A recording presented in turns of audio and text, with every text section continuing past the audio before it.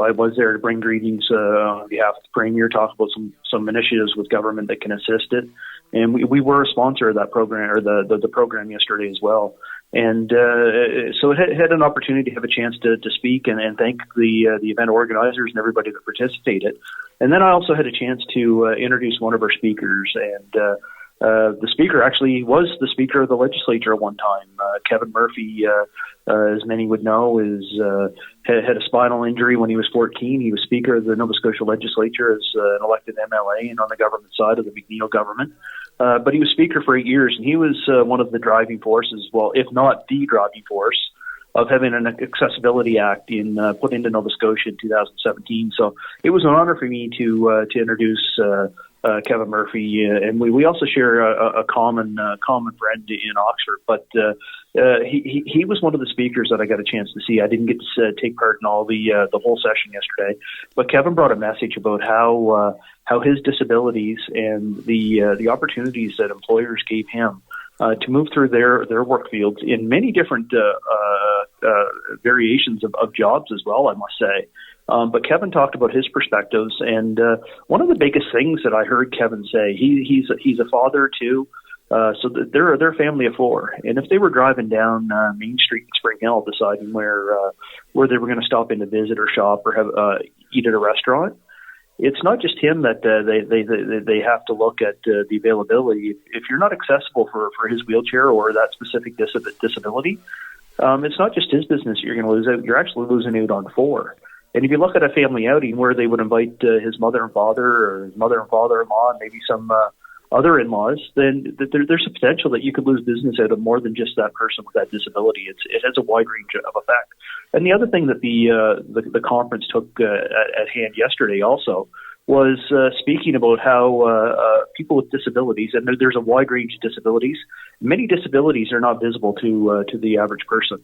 But how employers can look at disabilities and actually utilize a huge percentage of our population to actually drive their investment in their own business while gainfully employing somebody with disabilities. So yesterday was a huge success. It actually started on a sort of a conversation with some of the groups on the back of a napkin sort of thing is what they joked about. It was going to be a morning session, then it turned into a full day session, and look, it was fantastic. Empowering Cumberland, and the volunteers did a great job, and they had some fantastic speakers there yesterday. Well, it's interesting you point out that a former Speaker of the House was confined to a wheelchair, but you're not old enough to remember, perhaps, but I go back to the days of one Jerry Lawrence, a former radio broadcaster who went by the name Jer Bear in the mornings. He ended up in John Buchanan's government as well, and I know he was in cabinet. I wonder, wasn't he also Speaker for a while? No, he wasn't Speaker. I think he filled in as Deputy Speaker. I remember Jerry Bear. I don't remember if I ever met him, but Jerry actually served with my grandfather in that Buchanan days. And I still have, there's still one of the pictures on my wall of that sort of that caucus that was elected under Buchanan. And but no, Kevin Murphy was the first ever Speaker in the Westminster parliamentary process to be actually have an identified disability.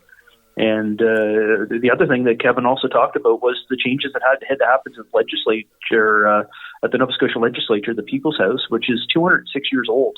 But when Kevin went in there in 2013 for the first time, there were some changes that had to take place for Kevin to be able to adapt. Even changes different than what Jerry would have had to go through in the late 70s, early 80s when Jerry was serving in the government. As things change, there's more adaptation that can take place. But Kevin has a great vision of how things have transpired for his life and how he as one individual is trying to make a change for positive in the future. Well, the point I think you're making, and the point I was making by adding Jerry Lawrence to the conversation, is that this whole idea of making things right with people who have challenges in life and not overlooking them, not ignoring them completely, but bringing them into the mainstream of life where we can all operate as equals. This has been a long, long time in coming. And mentioning Jer Bear going back into the 70s, and he opened a lot of eyes even then, although the mood was not there, the will was not there at that time politically or even within the community to do anything about it. It's been a very long time coming, and we're just now beginning to roll out all of the activities, rolling out all of the possibilities. If we could just open our eyes and pay attention to what are the needs of the entire community, and how do we serve all of them, not just some of them. Yeah, and we're only talking about one disability here, Bill. But I did want to point out where Kevin was in the community. He hasn't frequented Cumberland a whole lot, but he got to see a little bit more of Cumberland County through this visit. But another thing that I just like to point out is that 2017 legislation that Kevin was a big part of. It also had some dates in there that Nova Scotia had to be accessible by 2030, and that's for public buildings, municipal buildings. So there's a big role here for the provincial government, but also the municipalities that are working hand in hand with this as well to ensure that our buildings and our communities are completely accessible by 2030. It's not that far away, but a lot of municipalities have already taken initiatives and started on that pathway. And some of the conversation yesterday was more about different disabilities as well, and how many people can assist in the work environment, and that's just what people want, is be recognized in their community, be part of the community, be part of the conversation. So fantastic day yesterday. Absolutely, absolutely. Now let's look at something else that came out this week. One of your other colleagues in Cabinet released what you've described as new example municipal land use planning bylaws with regard to coastal protection. You've set up a series of example bylaws to provide options that municipalities can use to regulate development and building along the coast. Things like creating defined areas for coastal protection, setting minimum standards to protect from coastal flooding, creating buffer zones from coastal erosion.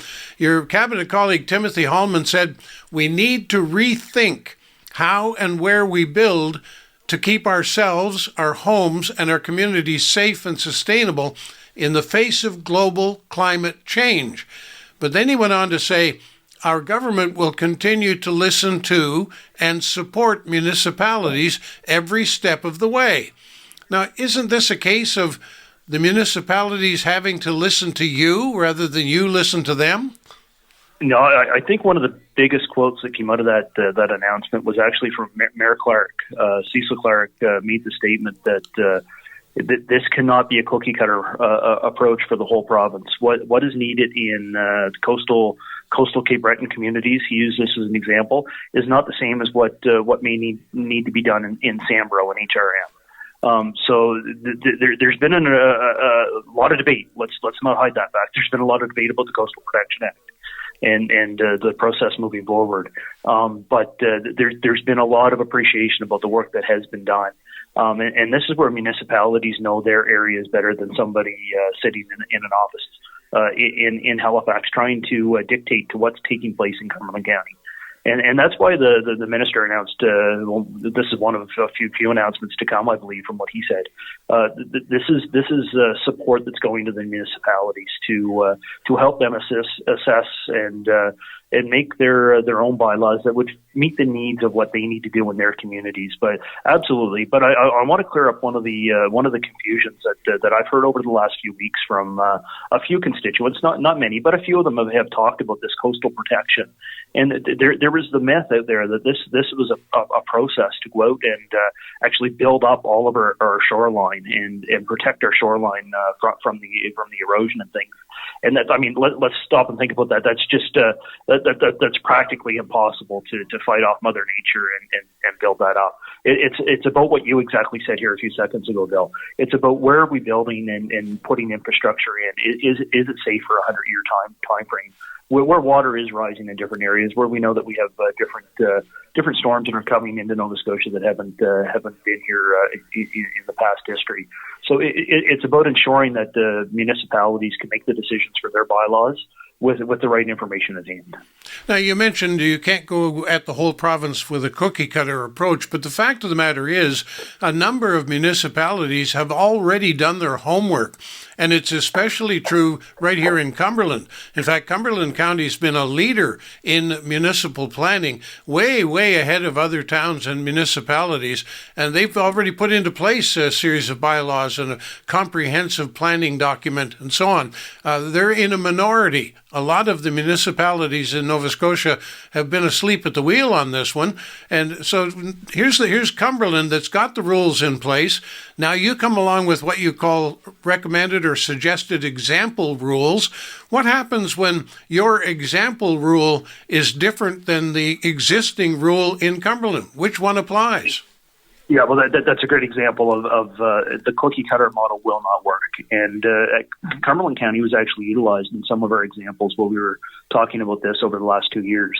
And Cumberland County is a prime example of a municipality that's being proactive, and not just on the coastal protection plan. Land use bylaws.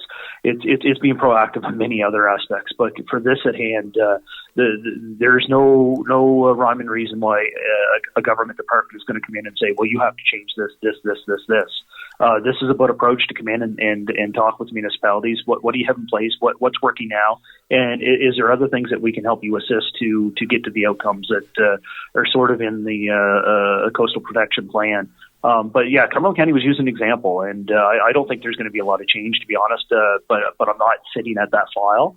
And quite frankly, out of the conversations that I get to have with the mayor and the CAO and councillors at large, I don't sense that this is a real big concern, that there's going to be some changes coming for the municipality. I know in speaking with the previous mayor that wasn't a big concern, because there was already work in place in Cumberland County, and there was some reassurance that we're not here to change that pathway. We're here to help the municipalities in guiding them for a positive future. No, as I mentioned, Cumberland County's been a leader in the whole development of planning bylaws and land use bylaws for a very long time, not just as a result of climate change and not just focused on coastal properties, although there's a lot of concern about coastal properties. And what gets me is that you're providing $1 million over 3 years to help municipalities adopt these example bylaws. You're adding another $344,000 to create a climate change policy. And you're providing that money through the Nova Scotia Federation of Municipalities. Isn't that rewarding the municipalities that did nothing for years? And isn't that a slap in the face to Cumberland that did the hard work? That's not how the conversation went last year, actually, Bill. The conversation actually went that, and I don't want to put words in the previous mayor's mouth, but look, we're doing our job. There's going to be assistance that's needed for Cumberland County to achieve all the outcomes, so that there's still going to be a process in place. But when we're looking at trying to get all municipalities on par, then there's going to be an equivalent where, okay, well, we don't need that funding, but other municipalities will, so we'll support that. But there's going to be other opportunities for Cumberland to achieve, and some assistance that may be needed on another avenue from the provincial government. And I can think of the Junction Road in Spring Hill, where that was infrastructure money that other municipalities supported Cumberland County to get that. And with the new municipal agreement that was put into place last year with infrastructure funding for roadways, there's going to be some give and take each year for municipalities as we move through this. But it wasn't an all for nothing approach. It was, how can we support each other to move through these initiatives? And it wasn't just on the coastal protection plan. So it's always nice to see where municipalities can support each other.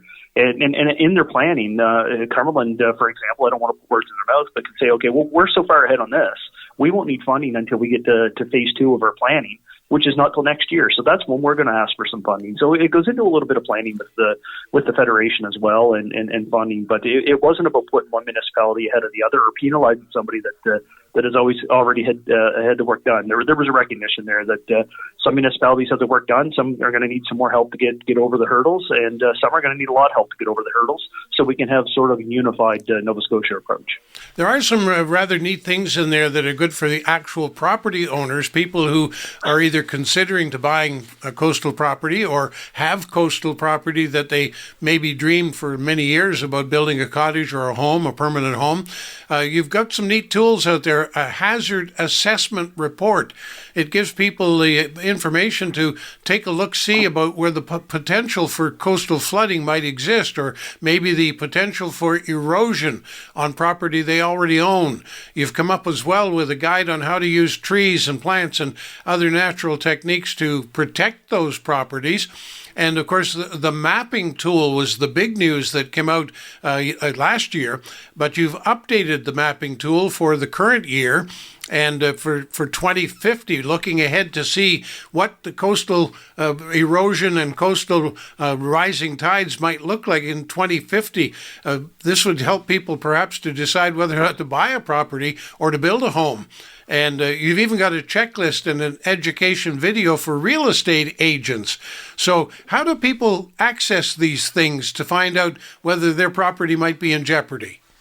I was worried as you were talking, you were going to put me on the spot on that. I'm not exactly sure where that website does land. I was into the pilot website over the course of the last few months.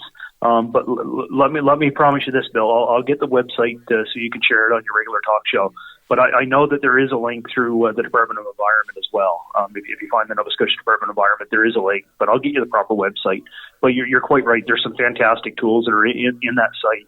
And the Minister of Environment has said, stay tuned, because there is some more assistance, if you will, in making a judgment call of whether you're going to buy property or invest in a property you already own. And there's going to be some more tools that come online with that. Yeah, I was really taken by that coastal mapping tool. Originally, it came out, as I say, last year, but it was a mapping tool that would show you what the coast might look like in the year 2100. And I got thinking to myself, well, I won't be here. You won't be here. We don't need to know what it's like in 20. But now you've updated that to take a look at what it would look like next year.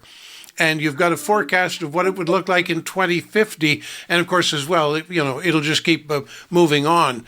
Being able to take a look-see ahead of time. Now, people would say, how could you do that? You're just guessing. But the science of climate change today, the UPEI, University of Prince Edward Island, and a professor there who's a noted expert in climate change, they came up with a similar mapping tool where they could show you in a kind of video that your current piece of property will be underwater in 20 years. And they could actually show you year by year by year what happens with rising water tables.